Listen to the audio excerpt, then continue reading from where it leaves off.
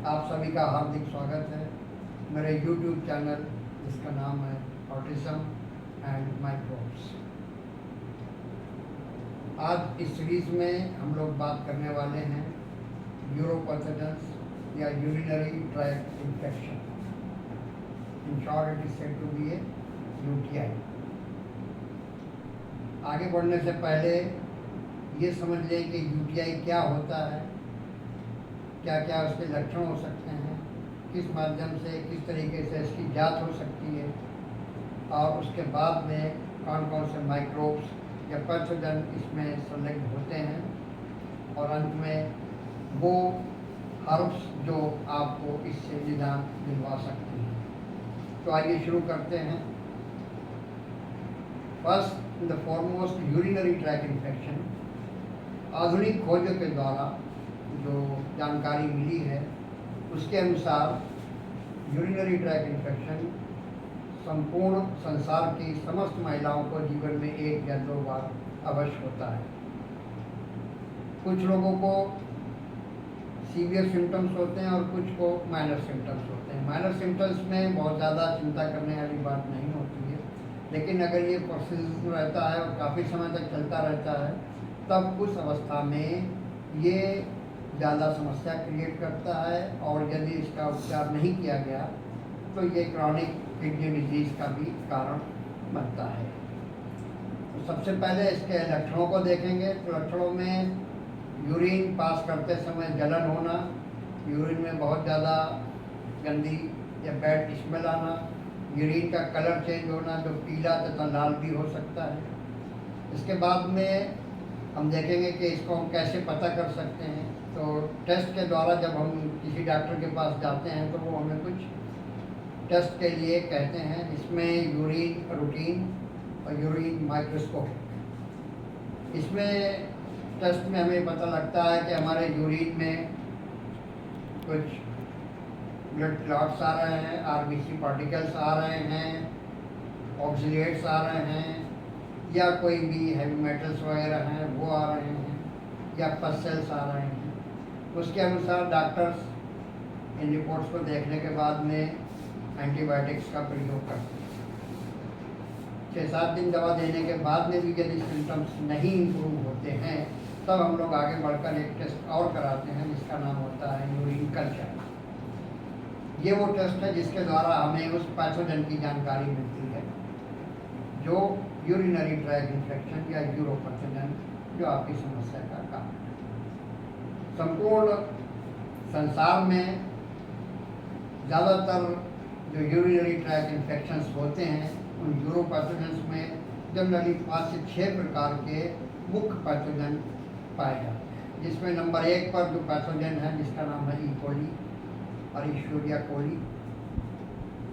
ऐसा माना जाता है आधुनिक खोज और सर्वे के अनुसार जितनी भी यूरिनरी ट्रैक्ट इन्फेक्शन होते हैं उसमें 75 से 90% केसेस में अकेला ई कोलाई ही रिस्पॉन्सिबल होता है। नंबर 2 पर आता है प्रोटियस मिलाब्रिस। ये लगभग 30 से 40% केसेस में प्रोटियस मिलाब्रिस के द्वारा यूरिनरी ट्रैक्ट इन्फेक्शन बनता है। तीसरा स्टेफिलोकोकस ऑरियास ग्रुप। ये जनरली जो छोटे महिलाएं हैं, जो टीन्स लेडीज़ हैं, उनके अंदर इसका इन्फेक्शन होता है।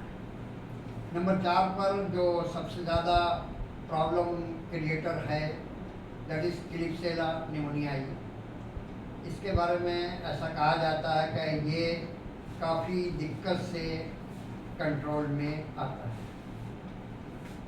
Last but not the least there is something called Pseudomonas एरिगोनास।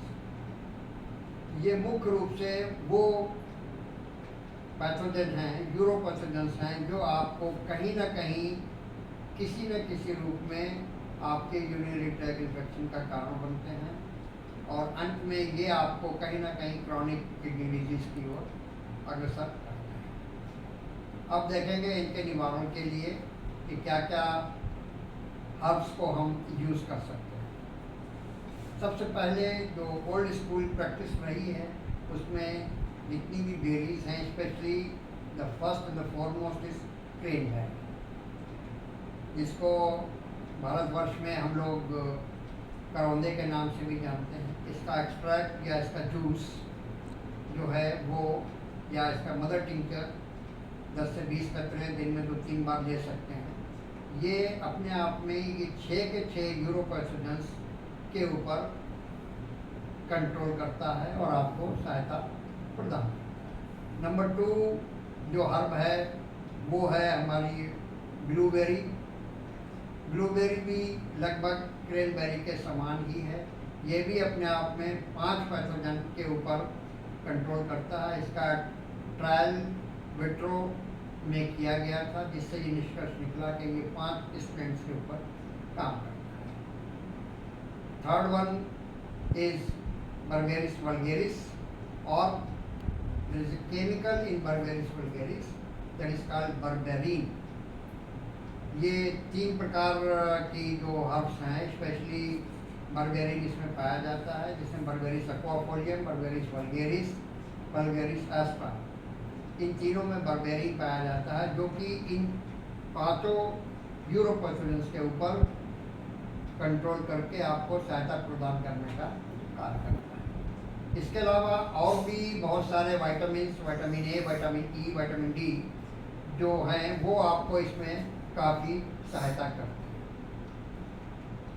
यदि आपको इससे संबंधित किसी भी प्रकार की कोई समस्या है तो कृपया अपने डॉक्टर से निष्कर्ष लें और उसके बाद में इन दवाओं को इस्तेमाल कर सकते हैं।